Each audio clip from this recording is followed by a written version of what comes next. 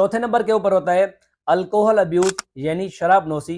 ऐसे लोग जो कसरत के साथ शराब नोशी करते हैं या अक्सर औकात शराब पीते हैं तो उनमें भी पेरिफेरल न्यूरोपैथी होती है।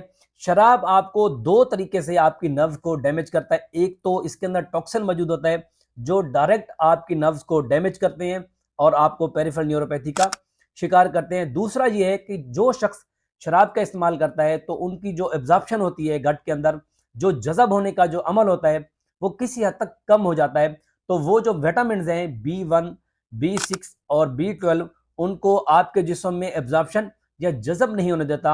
उसकी कमी की वजह से भी आपके अंदर पेरिफेरल न्यूरोपैथी हो जाती है। और पांचवा सबब है CKD यानी क्रोनिक किडनी डिजीज।